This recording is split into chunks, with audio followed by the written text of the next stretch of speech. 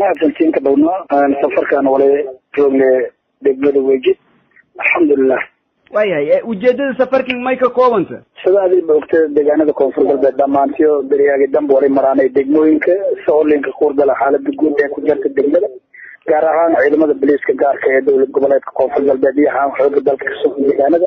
sidii la kaaraga fadhi cadawgana insha Allah taala linda darbiisa la dagaalamo fadhi safarkan shalay wali seetana buur hakabe daban wali la kulantana ciidanka booliiska gaarka ee koonfur galbeed haatan wali roogdana degmada waajid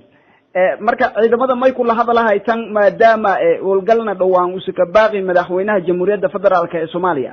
sida aad qadareeyay ciidamada meelo oo ka kormeerayno seedayna waa ciidamadii hergeliyay inay dadweynaha ka jiifadaan si nabadda abaal badan dadweynaha hayaan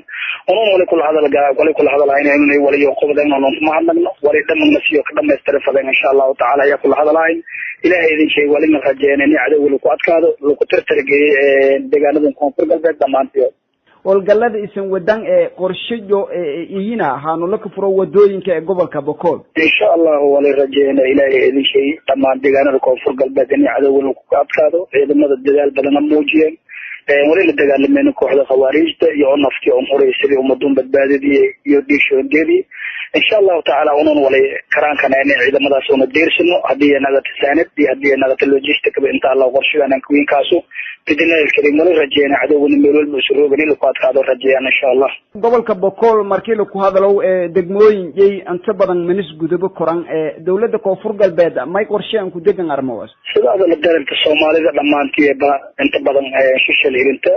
gaar ahaan dadka koonfur galbeed cadawga eeda aan targeday sidii jeedka hiriyeen ilaahay idin sheego noo kaaladana ummado shacabka reer koonfur galbeed iyo dawladda federaalka Soomaaliya wala rajeena jeedteena in la furo cadawgana la ku adkaado ilaahay idin sheego insha Allah taala ciidan mahadsantiin sidaas la dareetan dhamaan ciidamada dawladda koonfur galbeed iyo aan dawladda federaalka wala galayna heegan buuxo ilaahay idin sheego wala rajeena in cadawgana ku adkaadaan horna la dagaalamay si barxaati ku tiin cadawga milyan kala dagaalamay ciidan bismillah insha Allah taala hadana wala rajeena in la laabo si cadawga ku adkaado ummadun dhibaatada la ku qaado ama hadnagaana dhamaan ummadu Soomaaliyeed ama hadnagaana gaar ahaan dadka deegaanka koonfur galbeed xuyo ayin haan saraakiil ciidanka hogaamiyaha culamaa diin oo bulshada raayidka iyo fanaaniinta iyo saxaafadda ama hadnagaana dhamaantiyo waleenka ma hadnagaana sida wada jirka galnyana nisbabsaday cadawga iyo la dagaalamaayaan kama hadnagaana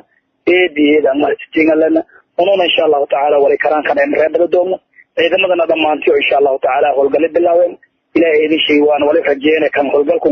in naga dadkii cadawga dhamaantiis lagu guuleysado wala kale ma hadnagaana saaxiibadan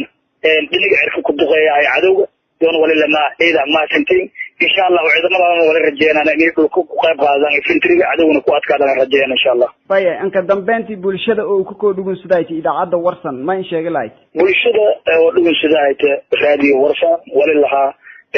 insha Allah taala wanaagi hormar ya bilawteen ciidankiina iska duubnamo muujidan dadaal cadawga ku adkaado shacabka horkay ogaatay banaanbixii weynay ee magaalada Baydhabo ku soo biyeen dhalinyarada ku jeeda deegaanada wala kale dhalinyarada bilaawanay in beledka bilaasmadiis ku shaqeeyaan ilaahay idin sheeg wala rajeena wanaagii iyo sharaftii karaamada dadka haween inay lahanagu ciidamada geesiyaalka in wala inka baaqay dhamaan inay cadawga baabiyaan la dagaalamaan khawaarijta insha Allah meel alla meel